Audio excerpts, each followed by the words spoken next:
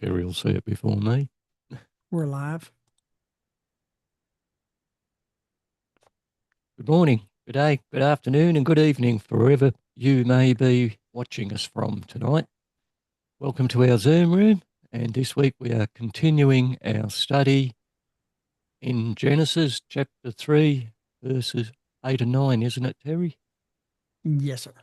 Okay, so we've got Janice from New Zealand in the Zoom room with us, and we've got Linda from Tasmania, Australia with us as well, and our main teacher, Terry, is going to take us through another couple of verses tonight, which should be very interesting.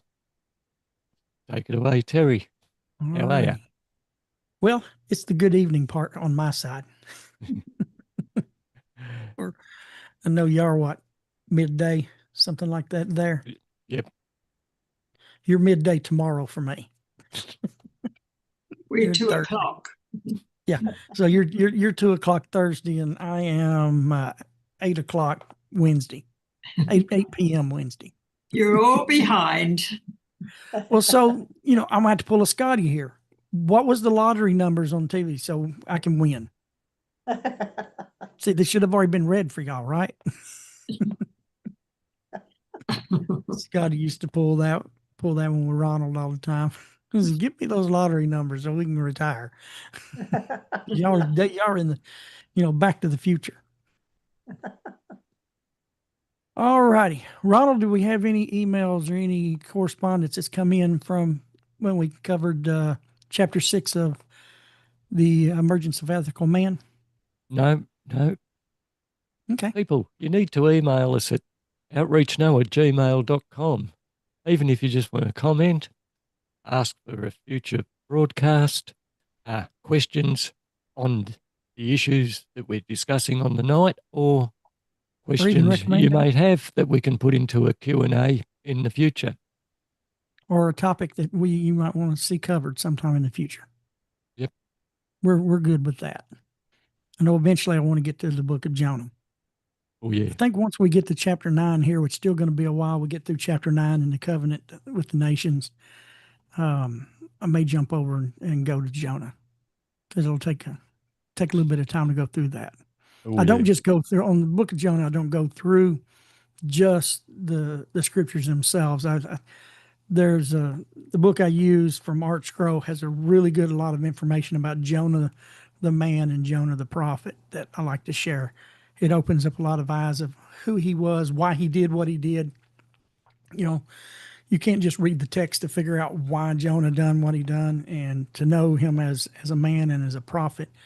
There's a lot of really good information that Jewish history and tradition has to share with us, to open up our eyes to what kind of man he was and the love he had for his nation and his God is really amazing. So I like taking a little bit of time covering those subjects before we actually get into the text, and it takes a few weeks to do that. But anyhow, tonight we're going to continue. We just finished 3 weeks to cover chapter 6 of the book by Rabbi Joseph Soloveitchik, The Emergence of Ethical Man. We covered chapter 6, the Tree of Knowledge and the Emergence of Sin. And we did that to go through verses 4 through 7 to kind of discuss those, and then discuss a few that's still in the future for us to come. But I felt it tied in really well with those passages. And so if you haven't got to see those videos, I think there's 3 parts to covering that chapter, and I felt like it was really good. We learned a lot about the serpent, about the situation, what the tree really was, the nature of the tree, why God didn't want man to eat from the tree. It answers that question. So I'm not going to give you the answers. If you want to go catch those out, and watch those. And if you got any questions as you watch them, again, like Ron said, just shoot us a line at outreachnoah@gmail.com. All right. Anything else before we get started, Ronald? No, there isn't. We'll let you get straight into it. Well, there is one little one. Our buddy Scotty, who used to to be here where Ronald stepped in while he had to step away. He's helping out some families and things like that. But he has put out his first little book on Amazon, Scotty Helton. The Lost Toy, I believe, is the name of it. And I actually got a link to it on our Facebook page, a Simple Walk. You can go there. I've got the link to Amazon for the little booklet. It's a children's booklet talking about a little boy helping discussing someone recovering a toy that they lost. And I think, he's got some other children's books in mind that he wants to write, but this is his first one. So I recommend you to jump over to A Simple Walk, click the Amazon link to his book and help him out. And I believe he said the proceeds he's getting from that book, he's using that to go to help some people that he is helping. A lady who's disabled, he's been helping her for quite a while. And there's another family who just lost a son that in a car accident. I think he's going to be helping them, some. So that's kind of work Scotty does. That's why he's not here with us. He's using a lot of his time to help others. And so these little books, he said he's going to use to help. It's not for himself. It's going to go to do what we call tzedakah, to help others. So help our buddy Scotty out there, and get some kids some of his books to help learn about theft and doing what if you find somebody's toy that's lost, about helping someone find something that's lost. I think it's going to help a lot of children understand what can be complicated from us, but in a simple way on a child's level, the way God wants us to live. All right, we're going to jump right in here. Tonight, let me get me a swig here. It is winter and the weather messes with my sinuses. Of course, it's weird. I'm listening to Ronald and them talking about 100 degrees in January and February. No, January, February is ice cold. No mosquitoes. That's the best thing about winter here. There's no mosquitoes. None of the bugs that pest you, So anyhow, tonight, my resources, as usual, my Samson R. Hirsch Chumash on Genesis, his teachings on Genesis, the primary one I've been using. But we're also, after we go through some of his, we're going to bounce back and come through the passages again a little bit. And I'm going to bring out some of the things that the Artscroll Tanach series, Bereishis or Genesis, has. It's got some interesting commentary in there from some of the different sages of Israel, Rashi and Artscroll and the Ramban and some others, that brings other teachings on the same verses and opens up this thing, these passages even more, gives us more information on what's going on here. In verse 8, we're going to read the passages here first. Verse 8 of Genesis chapter 3. And like I said, I'm reading from Rabbi Hirsch's Chumash, and this is his translation of it, of the English. They heard God's voice in the garden, withdrawing in the direction of day.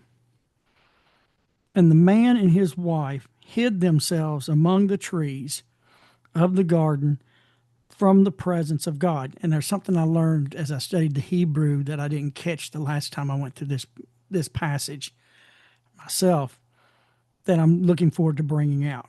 And it's in the section where it says they hid themselves among the trees of the garden from the presence of God. In verse 9, and God called to the man and said to him, where are you?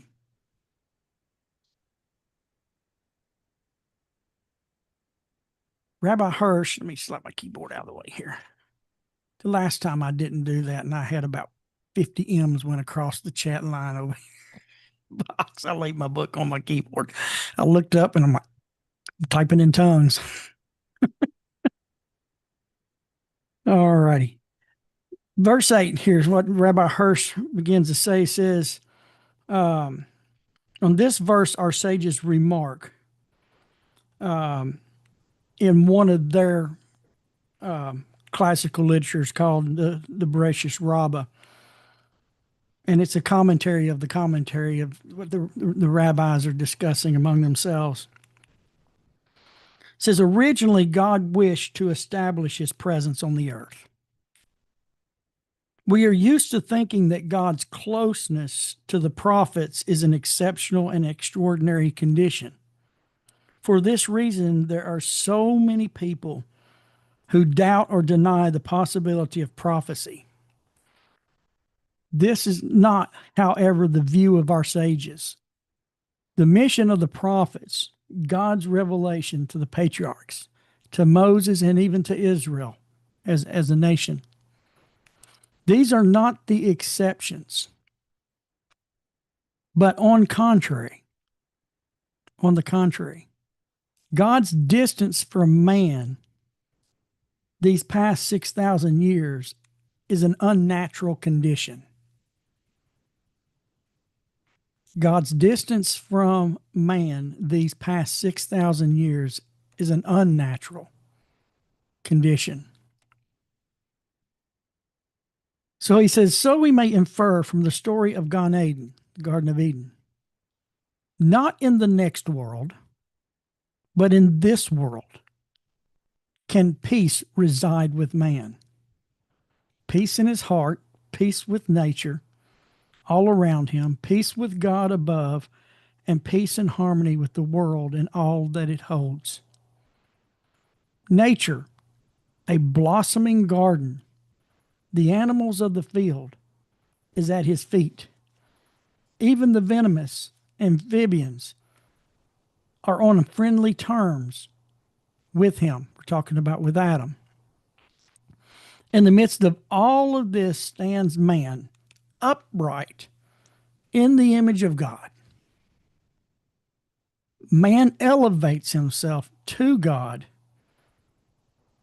and God is close to him, speaks with him, directs and guides him.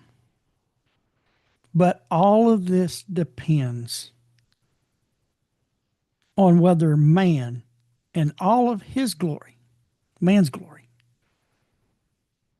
submits to God and learns from him what is good and what is evil. And that's we've kind of talked a little bit about that when we were covering chapter 6 of Rabbi Soloveitchik's book. This is a good point right here. Submits to God and learns from him what is good and what is evil. And what we learned over the last few weeks is that when man learns from God what is good and evil, his path is straight. It's only when man decides what is good and what is evil that can crooked the path. When we use our own reasonings, which is nothing wrong with using our own reasonings, there's proper times for that. But when it comes to good and evil, for what God says is good and what God says is evil, right now we got in the world a lot of stuff that they're flipping upside down, saying this is good, this is good, this is the way it is, and it's pure evil, because that's what man is choosing to say. There are men saying that men can have babies and it's good. No, that's evil, because you're destroying the image of God and also the creation of God with the hideousness of your own thoughts, because those are not what God calls good. A lot of what's going on is not what God calls good, but man wants to call it good. And so that's this secret right here in this passage. It says, or in this statement from Rabbi Hirsch, all of this depends, for God to be close and to speak to man, it depends on whether man in his glory submits to God and learns from him what is good and what is evil. Man will lose his crown if he takes instructions from the animals. See, we talked about that, about man speaking in the conversations he and his wife had with the snake. the problems that caused. We learned what the intent of the snake. We learned what his character was, what his opinion of who God was. We learned about that over the last few weeks. They said, but man loses his crown when he takes instructions from the animals and seeks to resemble them. How many people run around identifying as cats and dogs and bulls and horses today? It's funny that a lot of these people are identifying as animals. They're taking their instructions from this nature of the animal. This is all going opposite of man and what he was created to be.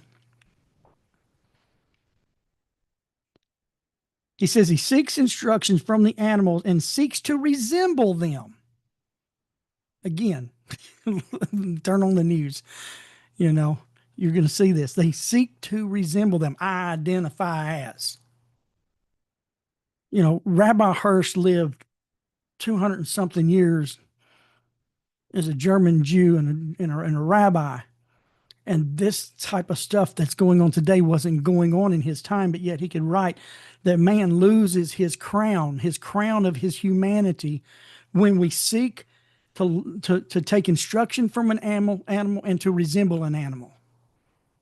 He wrote that 200 and something years ago. Now I've got this highlighted. He says, to reopen the gates of paradise, to restore the peace and harmony on earth, peace for both man and beast, to bring the Shekinah back to the earth.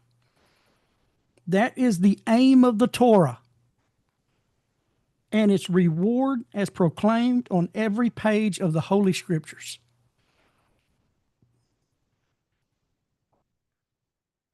It is important to learn from the beginning of human history so that later, when we read about the mission of the prophets or about the momentous events in which all of God's people became prophets, the nation of Israel, we do not regard these as unnatural conditions, but we see them as they truly are. Restoration of the world to its original condition. Temporarily return through the power of Torah. When we see how Israel operates, when Israel is walking with God, the Creator, the God of Abraham, Isaac, and Jacob, from what he gave them at Mount Sinai, they are to be a light unto the world. What is this light? A restoration of the original condition of man and his God, his Creator. Now don't get me wrong on this. When we see this, some people get mixed communications, and they see the Jewish people doing a lot of these rituals. Oh, I got to do that too. No, those are commandments. And I love Rabbi, what's his name, Ronald Tannin Burton. Yeah, his videos that he's been doing lately, he's just done another one, a real good one. Are we in the nations, are we second best? And no, we're not.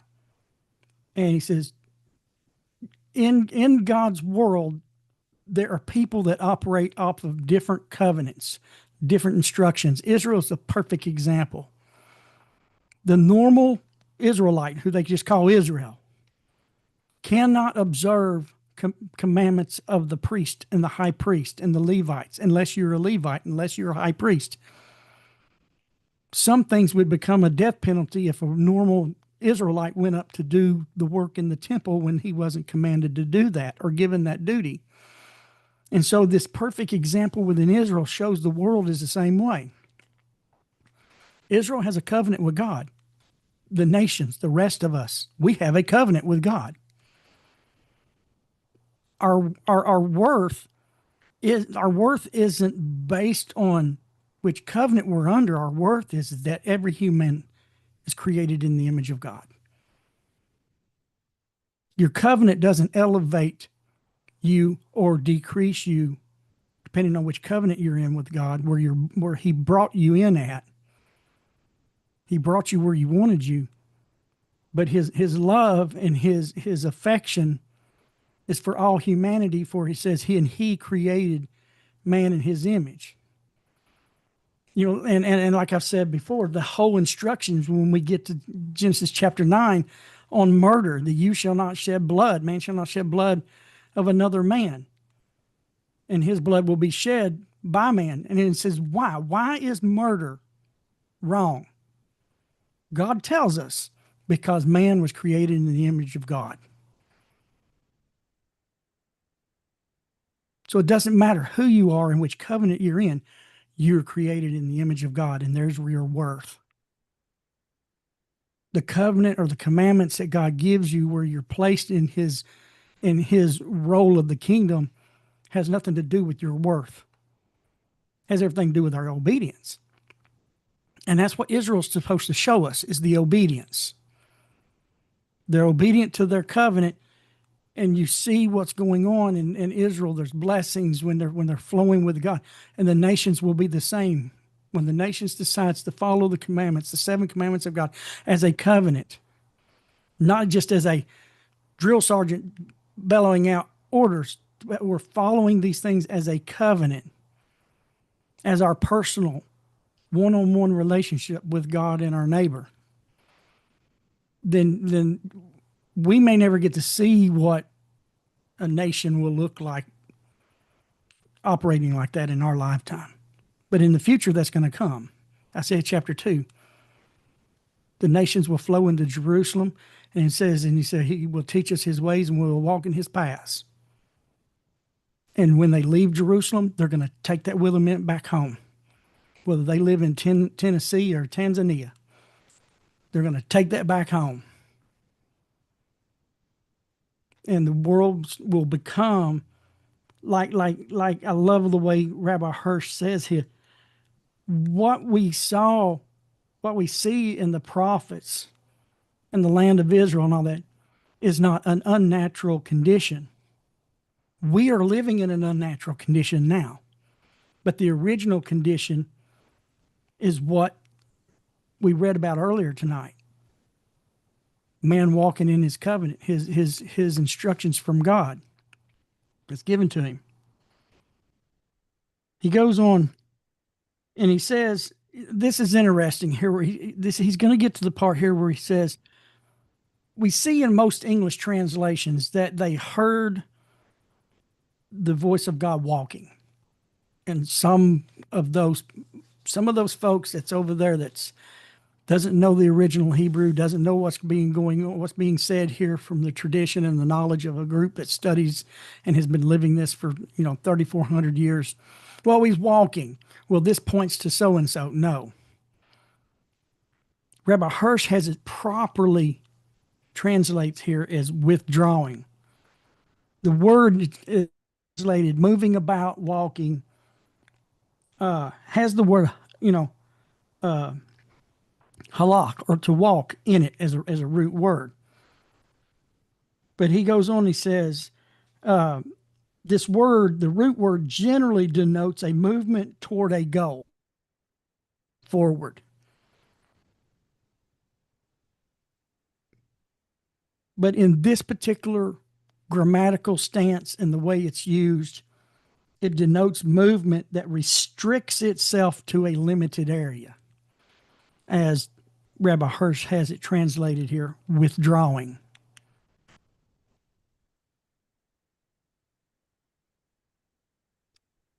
Said so thus, like when you have the halak lepaneh, you're walking in God's ways.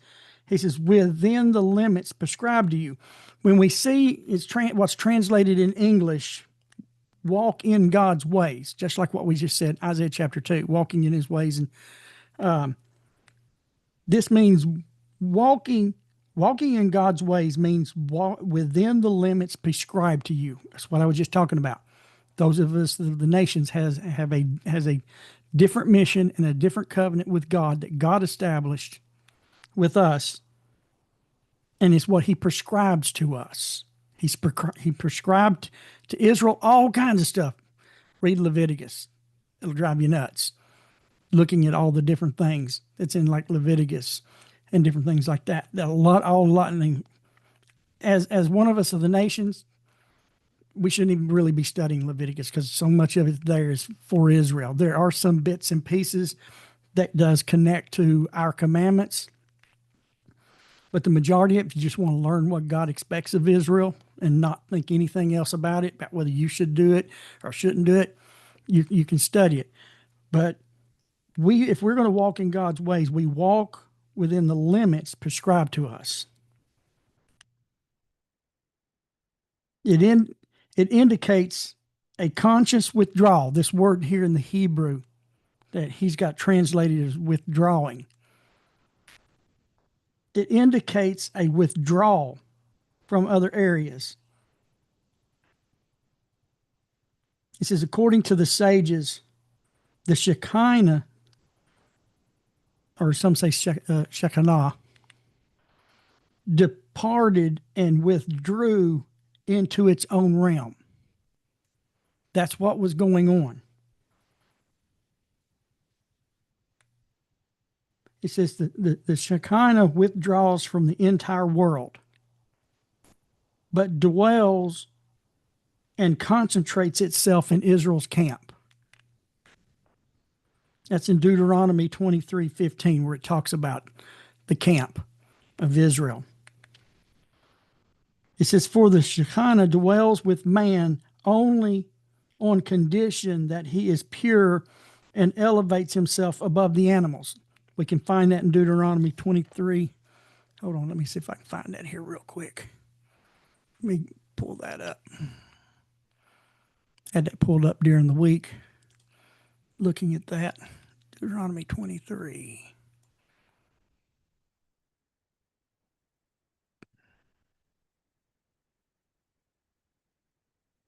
There we go. 23:15. Yeah, 23:15. 23:15 says, for the Lord your God goes along in the midst of your camp to rescue you, to deliver you from your enemies before you. Your camp shall be holy, so that he should not see any unseemly among you and turn away from you. Go up here and see what Rashi has to say about that.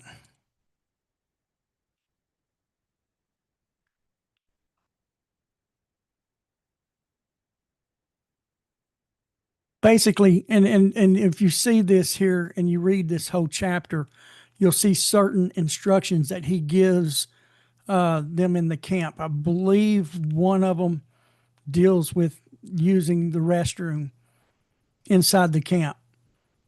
Makes that unholy. Remember, back then they didn't have indoor plumbing in their tents, so they had to take a shovel. They had to go outside the camp, and it says that therefore your camp shall be holy.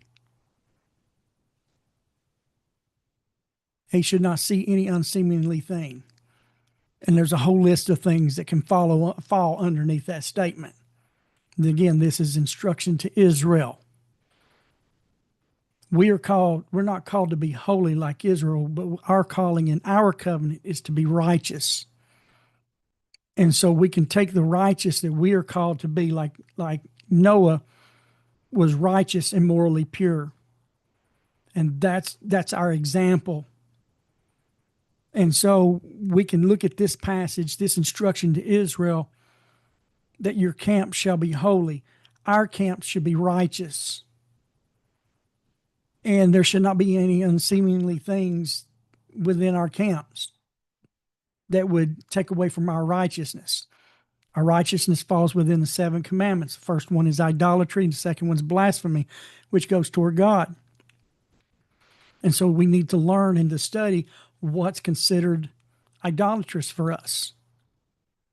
You know, we don't want God coming into our camp and finding images of false gods, false religions. that's opposite of him. You know, we don't have the commandment of the mezuzah like they do, but there's nothing wrong with having plaques with psalms on it.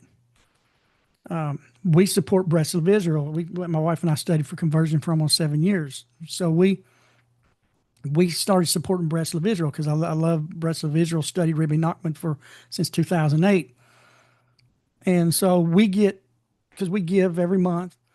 They send us something every now and then. I got a whole string of books and things, but we moved to our house where we're at now about 5 years ago, and we told them we just moved, and they sent us. It's all in Hebrew. I can't remember the name of it. It's called like a peacock prayer or something like that, but it's all in Hebrew, but it's a house blessing. And so we've got that plaque hanging on the wall. Had to take it down a bit. We got cats. Didn't want them to knock it off and break it, but we've got it. Now. We've got it back up on the wall, but it's a house blessing, a general house blessing. You know, and those things are good. That can make our home righteous. And my wife, she collects Noah's Ark stuff. Before we even started studying Noah and the commandments, which is called the Noahide laws after him today. It's just a modern name. They've been around since Adam, but that's the modern term. She's always loved Noah's Ark stuff. Well, come to find out when we started studying with our Jewish friends and with the rabbis, the Jews, they have a Torah portion of their birth, the one they're born under. Well, believe it or not, my wife's born under Parshas Noach. Didn't even know it. Ever since she was a kid, she liked the stuff, you know. But find out her date of birth on the Hebrew calendar falls within Parshas Noach, the second Parsha of Genesis. And so that's a kind of cool thing I think he's given her, you know, because she has a really good, strong walk with him. She's a different lady. And I've talked about her in the past, but you know, Jews can't have 3D images. You know, we read sometimes that we're not supposed to, but that's not totally true on all accounts. The rabbis have explained certain things. We're not supposed to have certain kinds of images that we shouldn't have. We got snowmen and stuff like that. But my wife, like I said, we have Noah's Ark stuff all over the living room and downstairs, and got, you know, arks with animals and, you know, little things of Noah. Not as religious icons and images, but it just helps. It's always helped her. She's connected with Noah and didn't know why. But our camp should reflect righteousness. And studying the 7 laws, studying the Torah pertaining to the 7 laws, helps us learn about the righteousness that we are supposed to walk on the earth. 2 of them goes toward the Creator, and the other, you know, 5 goes towards man. Murder, forbidden sexual relations, theft. Not even, one of them falls toward the creation, not to eat meat of a living animal. That was given to Noah. The 7th commandment was given to, or we call it the 7th commandment. It wasn't necessarily the 7th, but he gave him a new commandment when he gave him permission to eat, is that we're not to eat the meat taken from a living animal. The animal has to be fully dead before we harvest any meat. And from there, we get environmental instructions and care for the world. So anyhow, the Shekinah withdraws from the entire world, but only dwells and concentrates itself in Israel's camp. Yes, the concentration of the Creator is in Israel. I got to go in 2003 before I knew any of this. I was an associate pastor at the time. Got to go to the Temple Mount, not up on top. I got to go to the Kotel, the wall, and I had an amazing experience while I was there, just in a few minutes. But the God of Israel, His glory fills the earth, but it's concentrated in the soil of that place. I met a farmer one time while I was over there, and we went through what's called the Shuck in Israel. I tried to take pictures too, and can't comprehend it.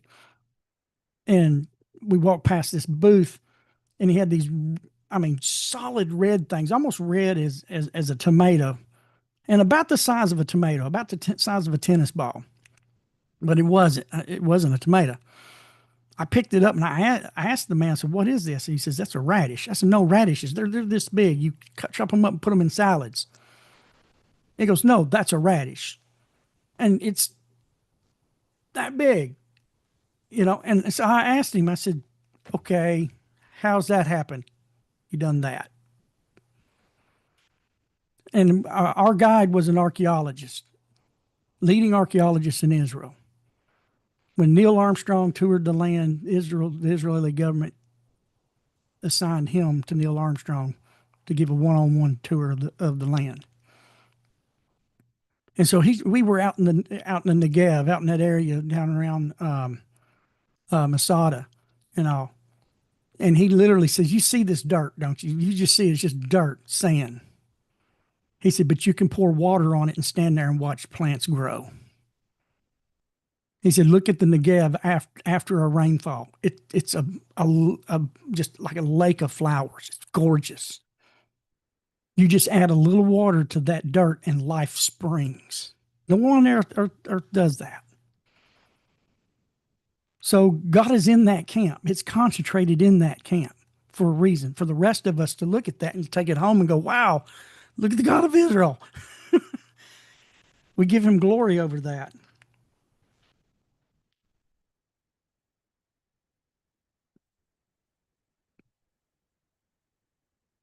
But we are to learn from looking at the camp of Israel about God's presence. God's presence is not to be sought out in ecstasy, hallucinations, and frenzy.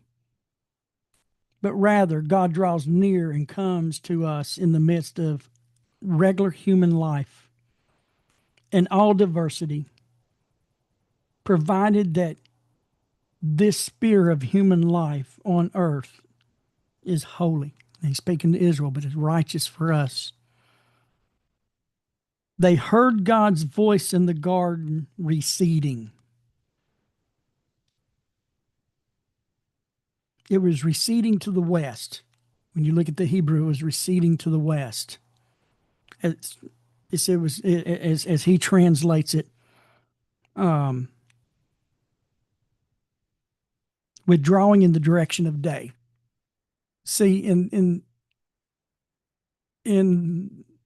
the biblical calendar, day begins at evening.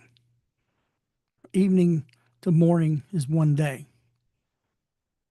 And so he translates it that God was withdrawing, his spirit was withdrawing to the day, which means to the evening, to the west, the sun going down. Because that's going toward the next day.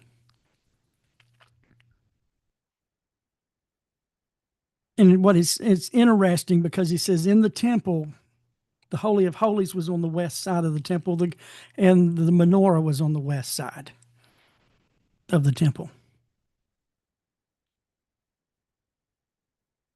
And it says, and the man hid with his wife. This is interesting. It says they no longer stood upright before God, but rather they hid from his presence because they feared it. From that time onward, they became aware of an increasingly array of conflicts. They had already sensed the first of these, the conflict between their bodies and their spirits, and therefore they had no aprons for themselves. And immediately after, they became aware of other conflicts between themselves, who were no longer in the command of their own senses, no longer pure in body and spirit and God.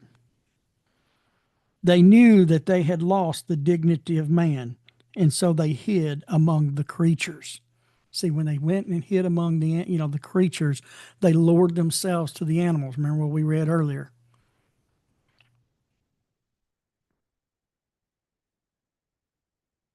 And so that brought God to question the man. He gave the commandment to man. He didn't address the woman. So he says, where are you? What position have you assumed? What level have you reached? So he's questioning the man over what happened.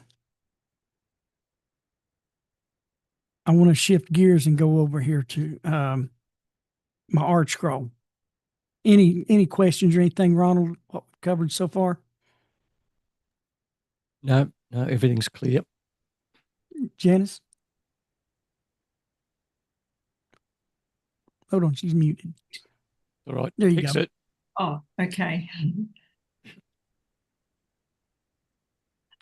It was just something earlier you said I had a little wonder about, and that was when you were talking about images, us not making images.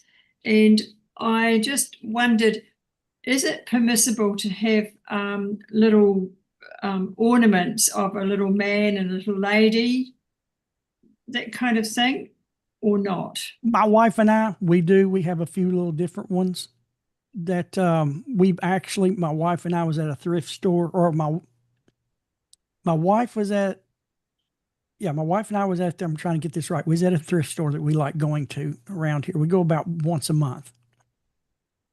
And she had found like this, I think it's a Norman Rockwell painting of a little picture of a man and a woman, like at, I guess like at the courthouse, signing to get married, something like that. But it's Norman Walker's.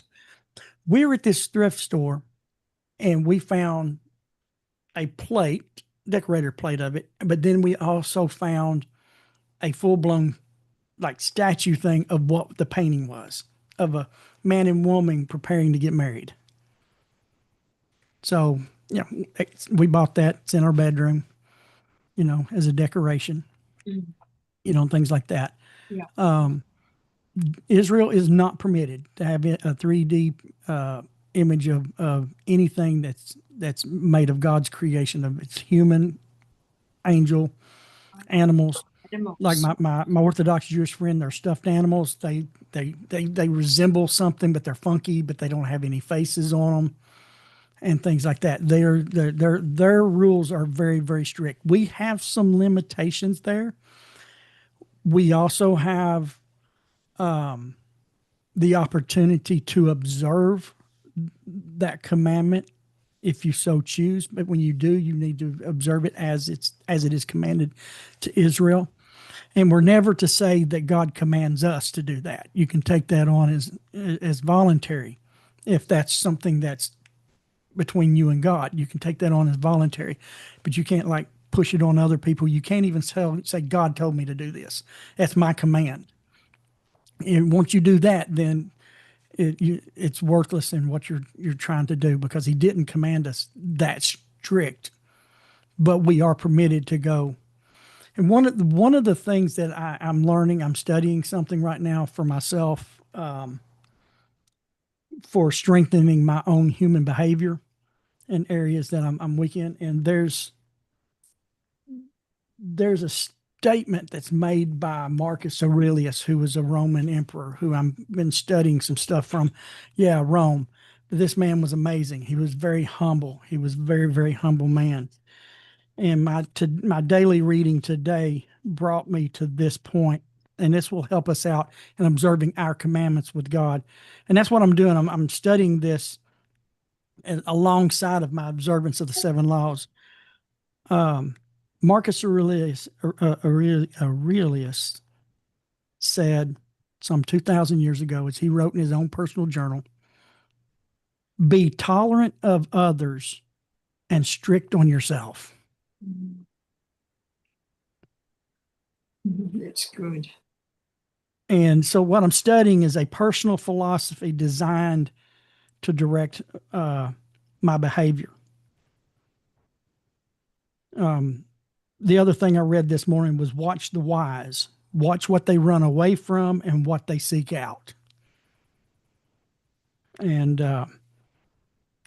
but that one's one I've been needing, that even more teaching on that, being tolerant of others, because I was raised, my dad, my inheritance from my father was an amazing work ethic in my mind toward work and how things should be done. My problem I have working with Gen Zs today is they don't have any work ethic, and it drives my 1980s work ethic nutso some days. And so I'm having to work on myself, and that came as a timely point. And even observing our commandments, let's say you want to take on the extra stringencies of images, for your home, and you want to do that. Just remember to be tolerant of others who may not want to be as strict as you, but be strict on yourself. And I love that saying, because I'm equating that not only with my observance of the 7 laws, but I'm also my trying to work myself with this new generation. One of the guys I've been listening to that teaches this, Ryan Holiday, he made a comment the other day. I can't remember exactly how it goes, but he said, people don't invite themselves to your party, like your mental attitude toward things, like my work ethic. When I go to work, I have to remember, I can't just push this on them. They didn't get hired to be like me, so I'm having to work this out to keep from being, because I've been really, really, really, pushy. And one of the reasons why I'm studying this stuff is, on the other hand, is learning to respond, not react. I've been a reactor all my life. And I had a situation at work about a week or so ago that really shook I was 100% right in what I did. I mean, in a way, in the matter of the situation, but I was wrong in how I reacted. Does that make sense? And so I've come across, I'll just tell you, I'm studying a lot of Stoic philosophy, because it's about yourself. And what I started researching, and is the big thing, is don't, respond, don't react. I just listened, and I listened to a teaching the other day, again, through this guy, Ron Holiday, on pause and reflect, before you react. And he said Marcus Aurelius he was, like I said, he was this major Roman emperor who really worked on himself to being this way. He carried a coin, and at the time, the Roman alphabet, it had just 26 letters. So in Latin, on this coin, it said pause and reflect. And before he would react to something, he would take his thumb and he would go through the alphabet letter by letter on that coin. And once he got through, then he would respond. But he wouldn't respond until he paused and went through those 24 letters. And I thought, and here he's he's Roman emperor, over the Roman Empire. And he was working on himself that way. And it so ties so much into our laws, and in our way of life. But we see here that we're not going to get it into tonight, but we're going to see how Adam and Eve responded a little bit later. But their first response is they hid. But I wanted to drop back to verse 8 again, if you don't mind. We got a little bit of time. We've got about 10 minutes, and I'll hurry here. And it says, and they heard the sound, they heard the sound or the voice of God. Ebenezer says it was unlikely any sound they had ever heard before. It was so distinct. It was a sound they had never heard before. God caused his sound to be heard to afford them. This is something love the Jewish people on how they pull a positive thing out of this whole situation.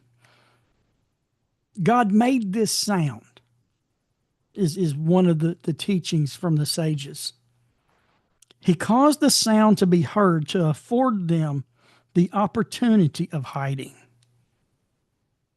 and also to teach etiquette. Do not look upon a man's disgrace. He backed off. They knew they were naked. They knew they were embarrassed. So God made this sound. See, now we're seeing this from another view. He made this sound to give them the opportunity to pull back and to cover themselves. God did not appear to them immediately after they had sinned and were disgraced. He waited until they had sewn the fig leaves together, and only then they heard the sound of the voice of God. It also teaches that one should never enter another's home suddenly and unannounced. You see how the sages pulls the positive out of this negative. It's so beautiful. It manifested itself. God's presence manifested itself. It was walking about, moving about in the garden. The translation manifesting itself follows the Ramban, Rabbi Ben Nachman, who interprets the verses suggesting that the revelation of the divine presence was Lekatov, perceives it was referring to the withdrawal of the divine presence on the account of Adam's sin. So his teaching follows, or actually Rabbi Hirsch's teachings follows the Ramban, that the divine presence was withdrawing itself. It was the sound, but it was the sound, not God. So it was the sound, not God, that is being modified by the verb walking.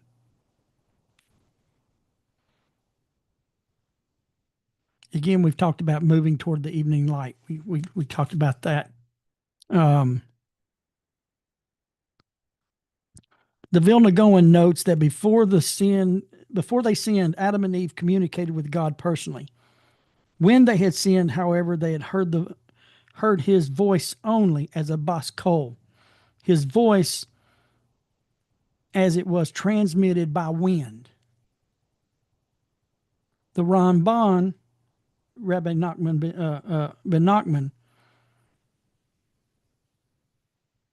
states that the wind is mentioned because the manifestation of the divine presence is pretended by the strong wind. He goes, but however, in our verse is the wind of the day, implying a wind of ordinary days, not a gusty wind as a vision of other prophecies, so that they should not be frightened. Yet the Torah tells us that despite the mildness of the wind, they hid on the count of their nakedness. Again, Hirsch renders the phrase, and they heard the voice of God withdrawing in the garden in the direction of the day, the west. And like I said, it's profoundly significant because the Holy of Holies and the eternal light of the menorah was both positioned in the west part of the temple. And the Midrash goes on to say that this was the first tragic withdrawal of the divine presence in the history of the world. This was the first. It says, a man and his wife hid from God. They had lost their worthy status as human beings and had slunk away in the hiding among the lower creatures. And this is the part I found very interesting right here, guys. This is neat. It says, among the trees of the garden. That's plural. The word trees here in English is plural. But in the Hebrew, it is singular. It is eitz. But see, it can also reflect, eitz can be a single tree, or eitz can be a collective sense. But the sage Aharonov Arbonel, derives from the singular, this point. When we read the Hebrew, they hid among the tree of the garden. You read the Hebrew as a singular word, eitz, which that's it. It's eitz. They hid among the tree. The sage brings out that in the singular, as a tree, that is here referred to the tree from which they sinned, the tree of knowledge. It is the same tree from which they ate, from which they made themselves aprons, and in which they were forced to hide themselves. So the tree, when they ate of the tree, they were commanded not to. They withdrew to it. That is where they hid. That is where they clothed themselves.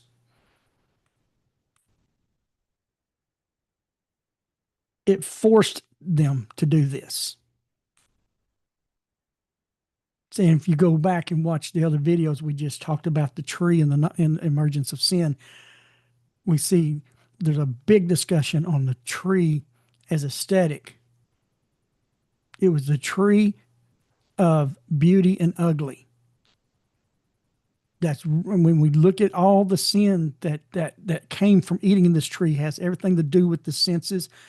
And the one thing that we learned in there, the one thing that God did not want them to eat of that tree is because once they did, then the pleasure impulse entered man and changed man's world. Look how much pleasure is the main aspect of humanity. And because of this pleasure, it drew them into that tree. You ate from it, you clothed yourself from it, and now you're hiding in it. I thought that was really, really interesting from that sage's point of view.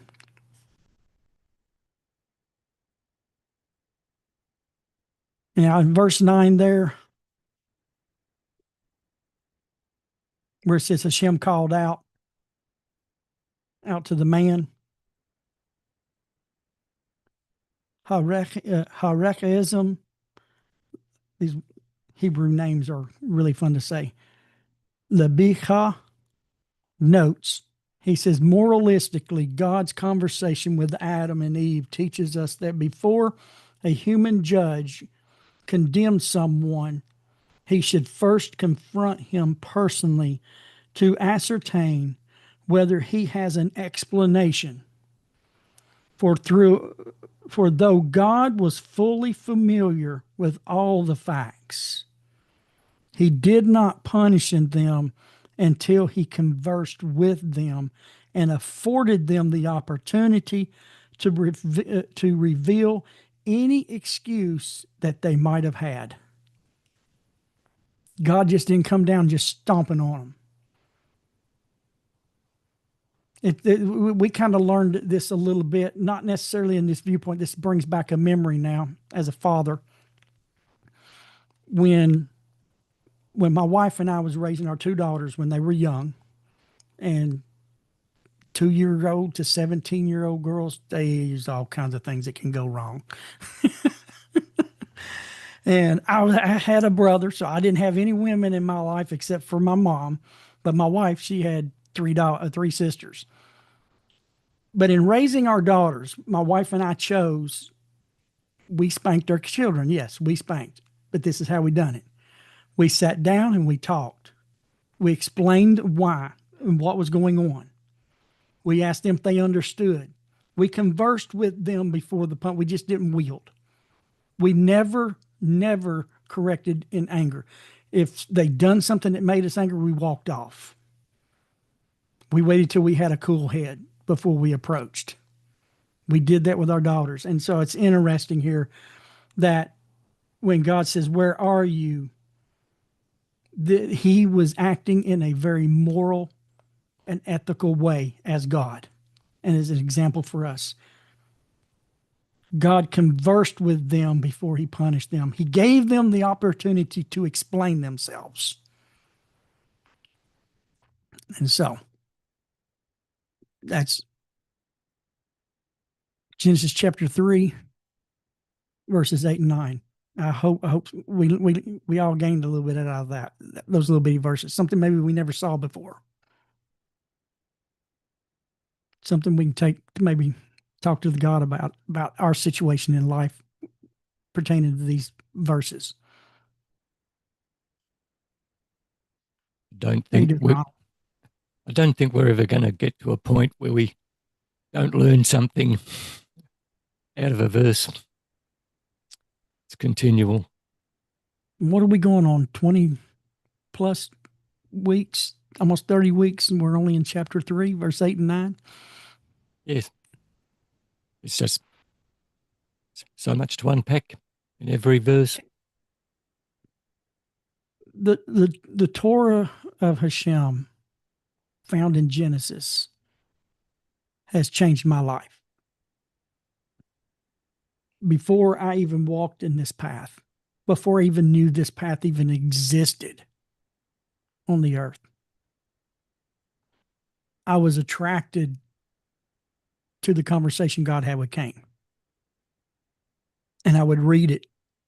I was still an associate pastor, and I'd just read it.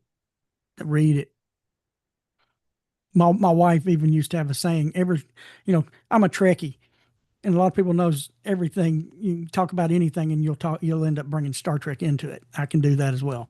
But my wife at that time says, everything you talk about ends up back in Genesis chapter 4:7. I said, it does. And one day, probably about a year, I want to say at least a good year before I began to have my changes in my life, I was headed out the door, and I told my wife, I was headed out to go to work one morning, and I said, I don't understand what I'm about to say. But I said, the answer to life is in the book of Genesis, and I'm going to find it. And starting in about 2008, I didn't just concentrate on on Genesis, but I started studying the Torah, started studying with the rabbis, did that for about 7 years. And then in 2016, I honed in on the Genesis. Genesis has been my main study since 2016. I'm in my bookshelf. Anytime I find a book on Genesis, I buy it. I found one on Amazon the other day, the teachings of Rashi, the great commentary teacher of the Torah. I found a book of Genesis printed in 1941. Didn't even know it was that old. It just was the only one available. I got it for a good price. When I get it, it was almost it looks brand new.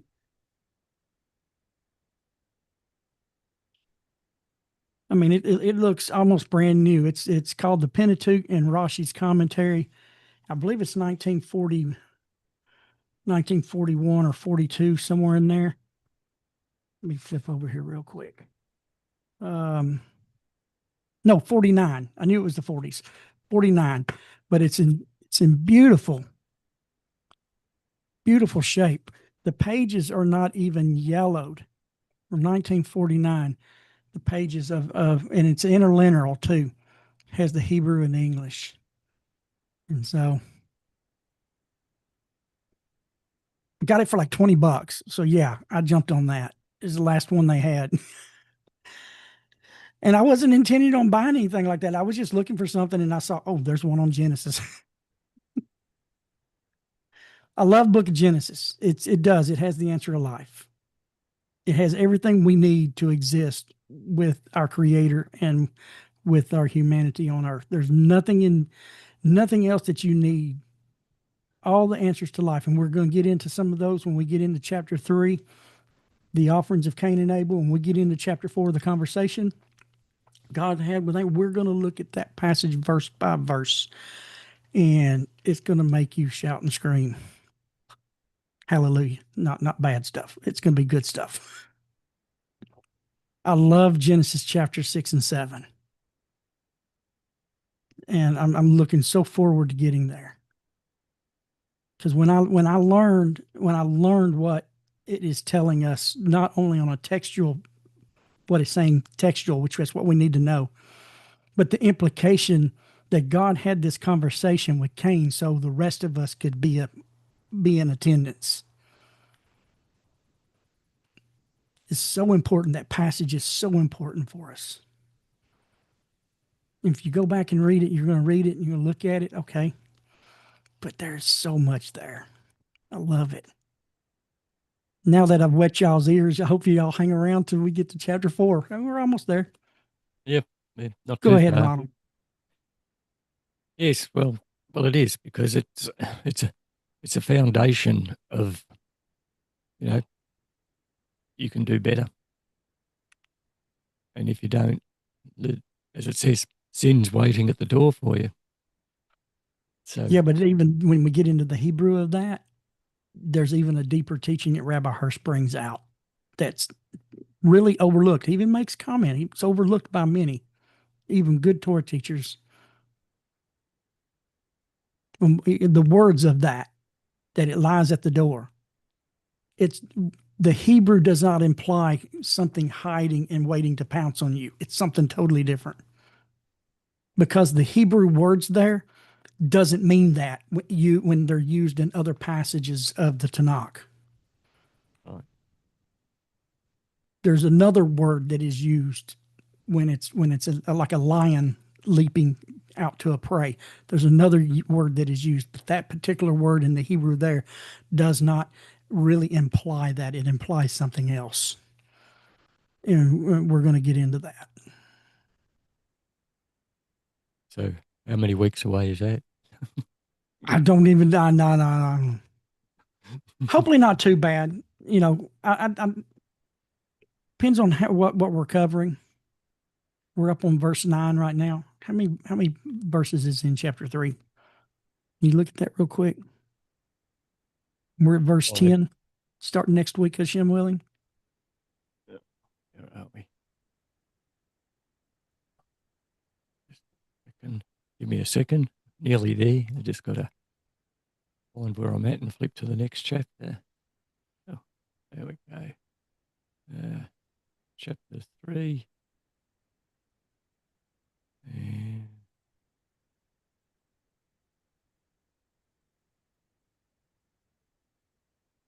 Because in a couple of weeks we'll be 24, coming up on 24 24? verses in chapter 3. Okay, we're on verse 10, so a little Nearly under half. halfway. Yeah. But when we get to the offerings, we're going to cover several of those altogether that deals with the offerings, because there's been a lot of misinterpretation of those passages by other religious folk. But we're going to get into what it actually says. Rabbi Hirsch says that it doesn't say this, but it says that in the Hebrew. He's got several things he says that about in that storyline right there. Yeah. We that's the issue with the English, isn't it? It's what it says in English just doesn't really fit the intent of the Hebrew. It hides a lot, because I'm not going to give you the information right now, but there's one particular word in Genesis chapter 4:7, 8. And when you understand what that word really is, it will make your heart very joyous. But 8 is translated in a couple of ways that's like really doesn't explain what's going on. Rabbi Hirsch takes the verse over or that word over and shows us in I think it's Samuel. The same word is used in a situation in Israel. And when you look at how it's used here and you bring it back over here, it can't change. And man, it's amazing. Ronald, I'll just keep going on if you don't stop me. Yeah, well, I've always, getting onto a different part of the Torah, I've always had difficulty with, in the plagues period of Moshe and Pharaoh, where in the English it says, and Pharaoh's heart was hardened, whereas what I've been listening to in the last day or so, it's his heart was strengthened. which sounds like a complete opposite. Mhm. But it was strengthened. In other words, Pharaoh was his heart was strengthened in the way Pharaoh thought about the situation, his view. Right. So it makes it sound better, because hardening his heart, it gives a Makes him resemblance of cold. removing free will. But no, God just strengthened his free will to follow his heart, which was to keep, going against Moshe. Moshe, and going against God's word. So it threw it into a light that sounds correct, as opposed to using the word hardened. Because by strengthening the heart, it sort of removes the implication of free will being removed to me. I don't know what others would think, but to me it made more sense to use the term Right. strengthened. He Well, a strengthened hard his heart seems resolve to stay with the resolve he'd already created within himself. right. But a hard heart's in my, if I hear it, from where I live here in the South, is cold. You're cold toward something. Your heart is hard. You're cold, rigid. Right. Where strengthened, yeah, Strengthened to go in the way he wanted. yeah.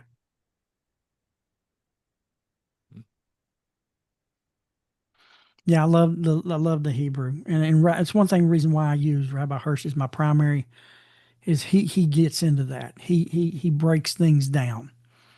Here in Genesis, I've got my own Genesis interlinear. When he's breaking it down, I'll get my interlinear out and I'll set it out where I can see the Hebrew, the English underneath it, and I'll use what he is saying. I've got some other resources that I'll use, and yeah, I love that he speaks my language when getting into studying, these passages. Right. So, Well, we can draw today to an end, and we shall alrighty. continue next week. And watching on YouTube, hit that like button, subscribe to our channel, subscribe to A Simple Walk on Facebook, also Veronica's Simply Noahide, and to contact us, outreachnoah@gmail.com. Right. Yeah, and don't forget to go over to A Simple Walk. It's a public group, and check out Scotty's new book, A Lost Toy. I believe that's the name of it, or The Lost Toy, or something like that. Check it out. Buy it for your children. Buy it for someone else's children. It's a child's book on walking in God's ways. All righty. Okay. Well, We will see you next week, Hashem willing. I almost didn't see you this week. Was a little bit of technical difficulties around 6 o'clock or so, and I was just getting home from work, and Ronald was sending me texts, and we're like, "Oh, what's going on?" I was in a panic. Yeah, YouTube and Zoom was not wanting to play together. So, but with Ronald's computer brilliance that he has, he figured it out. Finally, thank goodness. I don't like missing a week if we can avoid it, and that was something I felt that should have been avoidable. But it's sorted now. I'll make notes to remind me. Here we go. All righty. We'll see y'all next week. Like I said, Hashem willing, God willing. Okay. Bye-bye. Thanks for coming, Janice.